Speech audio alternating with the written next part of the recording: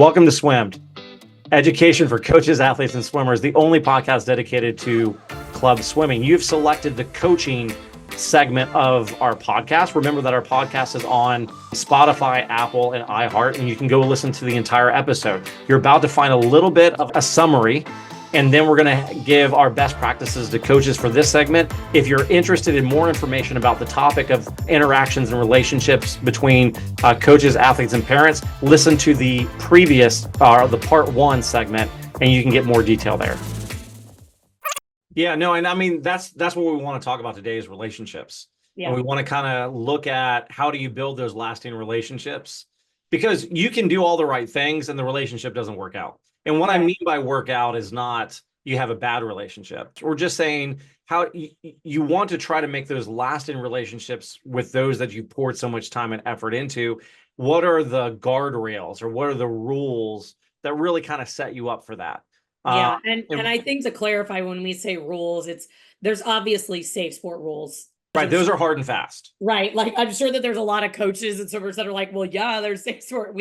We're talking within the safe sports rules of that to build good relationships and lasting relationships that will grow throughout a swimmer's career in life. Really, right. To me, I think it starts out with number one, the culture that you have on your team. Yes, absolutely. And what I mean by that is, asking a kid about who they really are and, and checking in with them. Right. We know now a lot of this goes along with the mental health stuff, right? Like, we know the importance of getting to know the kids that we're coaching, getting to know their mannerisms, getting to know if they're having a bad day so we can help better lead them and guide them. Right. But I also know a lot of coaches that emotionally are just not those humans themselves. When I say that, I just mean we all know that there's just certain people who are not good at emotionally communicating with people. So I think, to me, it is that emotional communication, whether it's just when the little kid's just coming in and saying, hey, how was your day? What was your favorite subject today? What did you play at recess? Right. Yeah, exactly. I mean, it's stuff like that, that is the very beginning of the building blocks of establishing those good relationships and those repertoire with your athletes, that then as they get older, they'll come to you and you'll have better communication skills. I think personality is the starting point. So if I'm a first year coach, if I'm brand new, I just came out of my swimming career, I'm going to mimic whatever coach I had. Yeah. Because that's what I know. Okay. Yeah. So whether that's good or bad, and for me, it was good in some ways and it was detrimental in other ways. Yeah. Knowing the technique, I was taught that as a swimmer, I was a very good tacticianer. As far as getting upset and being emotional, I was taught the firebrand that was my coach. Then there's a learn part of it, in which you as a coach, you have to want to learn how to be better. Yeah. And if we're going to talk about, and that can be in any realm, but if we're going to talk about relationships, the first question you got to ask yourself is, what type of relationship do I want to have with my athletes? Yes. Okay. And that's, and that viewpoint is predicated upon what do I think is the value of the service I'm providing? Okay. Yeah. So if my service is, my job is to make every swimmer I have elite, I'm going to have a very different viewpoint than every swimmer I coach is potentially a coach in the future. If that's the case, then what kind of relationship do I want to have with my athletes so that their first and second year have a proper relationship with their swimmers? And that comes down to what kind of relationship do you want to have during swimming, outside of swimming, and then after swimming. So during, outside of, and after, I think is three areas you really need to think about and define that for yourself so that you're building up those relationships. And then, I mean, obviously age needs to be appropriate as far as that goes, but also, so there's a distance that you have to have. But I think if you think of yourself as only a coach, reflecting what the parents value and really kind of building them up as a future coach, I think that's a healthy way of looking at relationships. Times I've had a lot of coaches, say, oh, well, I don't want to get involved. Well, you are involved because Well, there's a line there. Yeah. Okay. So what, in your opinion, do you get involved with and what do you not get involved with? Correct. There's some coaches that say, if it doesn't happen on my deck with my team, it's none of my business. I've Right. never been that. Yeah. And so I'm looking out for, holistically. And so I'm a little bit more inclusive of what's going on. We had a pool that we rented at a golf course and there was a fence and the parents had to stay outside the fence. So for you, involving yourself in the swimmer's world, what is outside the fence and what is inside the fence? And so I'm asking you, where's your line drawn? I figured out where my line was because of being a zone coach for so many years. Through zones, I got to watch a generation of swimmers that went from phones really not being an issue, right, to social media, Snapchat, bullying, cyberbullying. Right. I went from when swimmers, I will say there's a particular swimsuit that girls wear that can be quite revealing in swimming. Right. And going from that really wasn't a thing to now. So it taught me where my line was that if the safety and well-being mentally and physically of the swimmer is in jeopardy, or another swimmer on that team, that is an immediate direct route to those parents. No, you cannot control what people do outside when they're not in your pool deck, when they're not doing anything else. But again, that's where I say with that line comes that relationship and respect factor, where I can tell you my kids are constantly told, when you are out in that community, you represent our team. Right. Even though you are off the clock, even though you are not on here, people in this community know who you swim for and know who you are. So be aware when you're having conversations and you're doing things, it gets back to me. And it very much does. Oh, yeah. And, Quickly. Yeah, very quickly. And yeah, no, absolutely has. And that's where, I've had parents come up to me many different times. Hey, they have friends or they have a girlfriend or they have a boyfriend who I don't really like. Can you talk to them about it? I mean, if it comes up, if they bring it up, then I'll say something. But otherwise, no, that's outside my fence. Right. I mean, I care about them, but that's inside your backyard. That is inside your house. And so you've got to take the bull by the horns on that one. I'm going to just say, now, if they're dating somebody on the team or it's affecting other people on the team and it becomes something that needs to be addressed so that everybody can perform to the best of their ability, then of course I'm going to say something. But that's where my fence line is kind of like, okay, if it affects the team, then yes, I'll say something about it. If it's only affecting that individual or only affecting that family and it's really outside of my purview, then I'm not going to do anything. So use the resources you have to set up the relationships within the team. And that also means the relationships you have coach to coach. The question you have is, okay, so as a head coach, what kind of relationship do I want to have with my assistant coaches? Yep. And then what kind of relationships do I want them to have with the team? And so it's this two-step down. And then the other question is, what kind of relationship do I want the assistants to have with me as a head coach? And so, and you can say, well, the relationship you have with the assistants is exactly the same as you have the assistants with the head coach. That is not true at all. No. I always wanted to be a mentor to my assistant coaches. I always wanted them to come around and coach with me every once in a while. And so I could show them what I'm doing, or I would show up early and coach with them so that I could give them instruction and then give them help where they felt very confident. The reverse now, they can ask questions. Yeah. Where I'm teaching, they're asking questions. Those go together. If I was starting my coaching career again and I was blessed to have a lot of coaches that wanted to mentor me, that is what I would be looking for in a staff relationship. Yeah. And building that up and then being taught, how do you want me to deal with conflicts, specific conflicts that might occur within the team between coaches and parents, parents and athletes, athletes and coaches? As a female coach, I think this is something that is very important. Right. That when I was being mentored, I was very lucky the numerous teams that I was on that I had really respectful, strong male figures. And they always, looked out for my safety, their safety.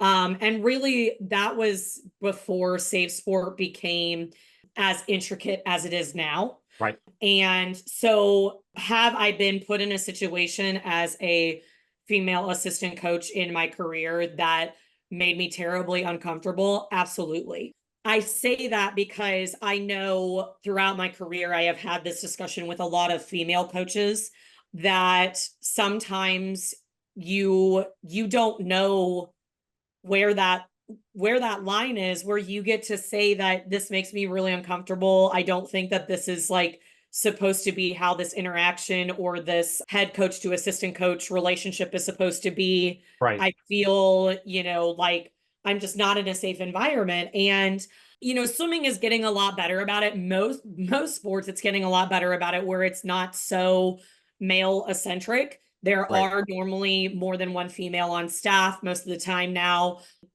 but one of my favorite stories is, and, she's actually works for USA Swimming now, but Beth Winkowski. Right. There was a point where it might have been my second sectionals, or it was a bigger meet, but I was at finals and I looked down the pool deck and it's just me and Beth. We're the only females Right. on the pool deck. And I was like, huh?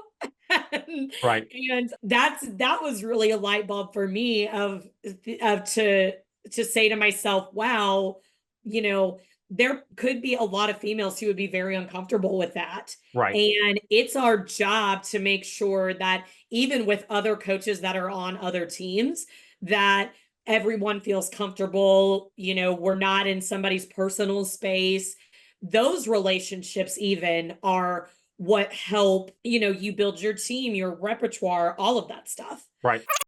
Yeah, and I think Safe Sport's a good guide. I think that other things that are important for coaches, for me, at least whenever I was, is having relationships with coaches within the team, that are professional, and I can use them as sounding boards.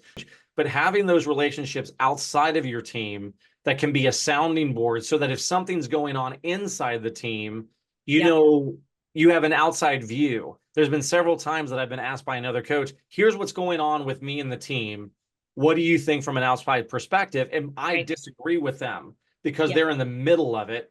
Yep. And they see it as unfair. And I would say, well, if I was the head coach and this is what was going on, it's not unfair. We lose so many coaches because of the reality that they're not able to be human.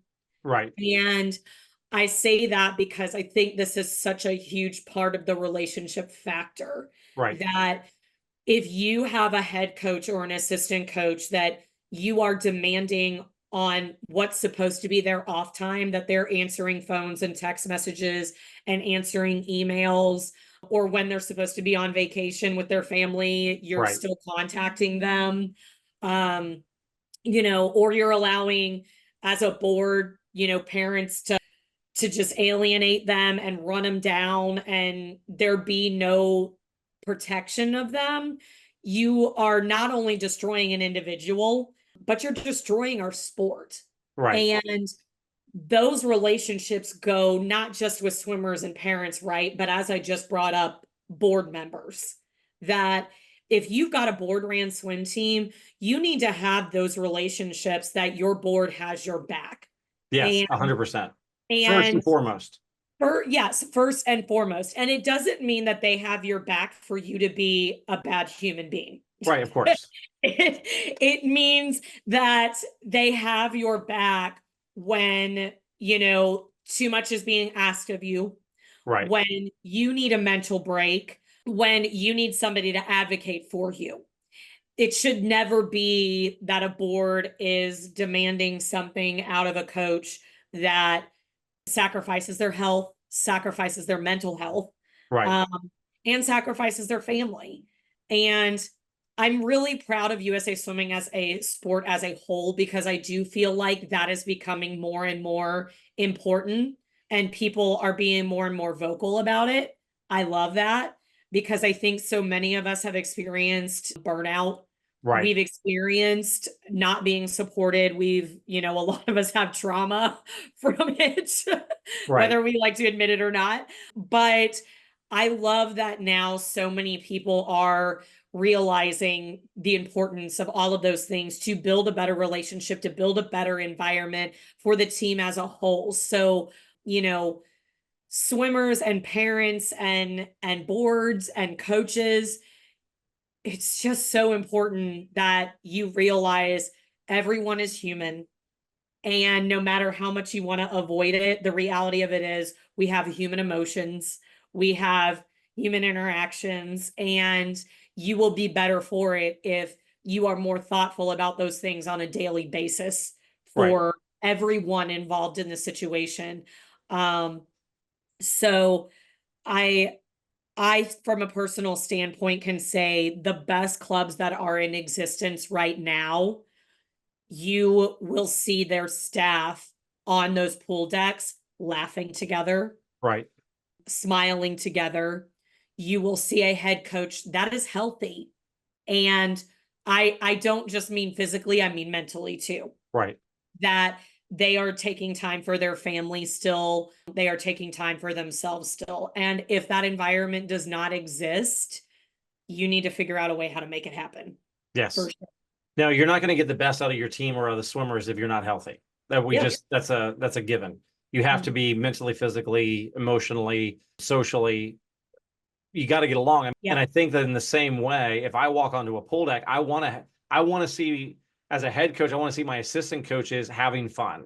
I want them laughing. I want to be able to joke with them. I want to be able to share stories about what's going on in my life outside of swimming, so they get to know me holistically. They get to know my kids. They get to know my wife.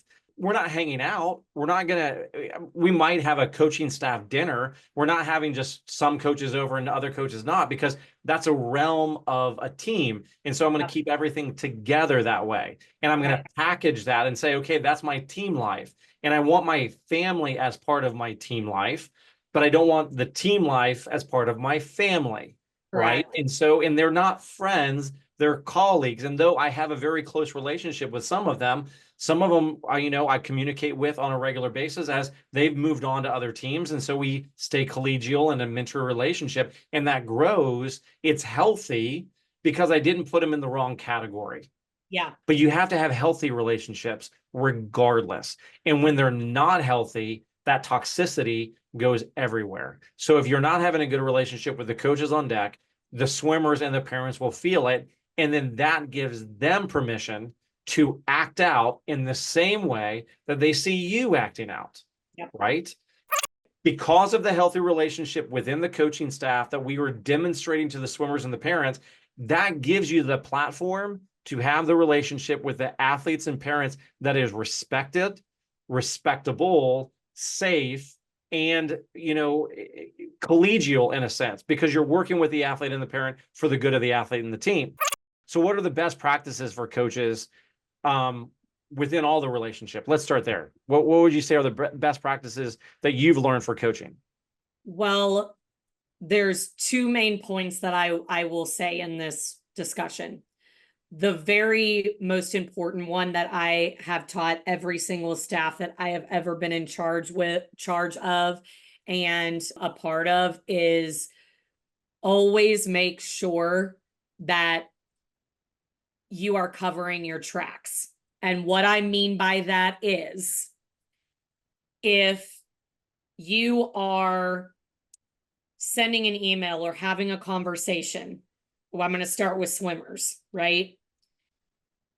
In order to build that trust, to build those relationships, you need to do it in a healthy manner that if it were to ever come in question, that a parent were to say, why did you have this discussion with my swimmer?